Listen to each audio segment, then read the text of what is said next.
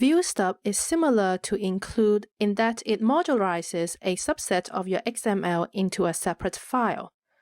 It has the additional advantage that the subtree is not loaded until it is needed, which is a great way to reduce the number of views in the system. Let's take a look at an example. Here I have the word checkerboard and a button. The button will show what is a checkerboard. Let's look at the implementation. Here we have the main XML, which has the text view displaying the word checkerboard, and then the button to toggle the checkerboard illustration. The checkerboard illustration itself is done by an include. We can take a look at the file checkerboard.xml to see that there are 4 views inside to draw the checkerboard.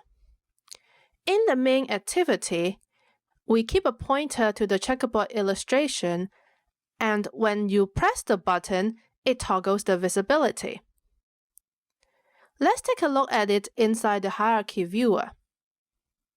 In the hierarchy viewer, we can see our root relative layout, which points to 3 things: the text view with the text checkerboard, the button, and the relative layout that shows the checkerboard itself. When I click on it, there is nothing shown because the visibility is gone. However, Android still has all the 4 subviews that shows the checkerboard, even though the view is not visible. This seems a bit silly because we are keeping track of views that the user cannot see. If you want to avoid that, you can replace the include tag with the ViewStub. Let's take a look at how to do it. Here, we will replace the include tag with the ViewStub.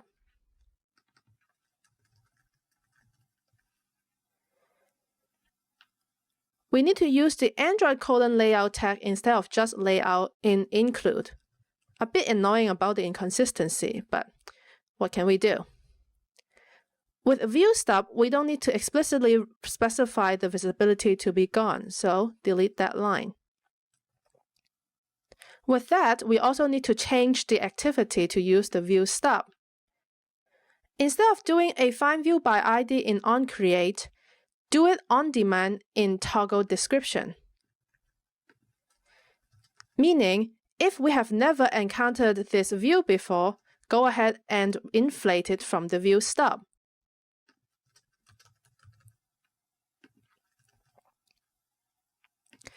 So after you do a find view by ID, cast it to a ViewStub, and then inflate it.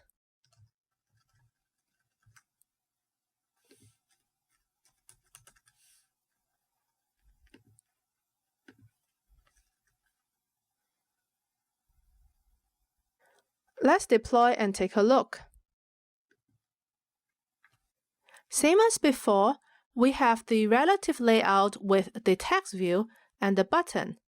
But now, instead of another relative layout with 4 views inside, we just have a ViewStub. This ViewStub is going to be expanded when we click on the button. Let's take a look. The functionality of the checkerboard button remains the same. When you click on it, it shows the checkerboard. When you click on it again, it hides it.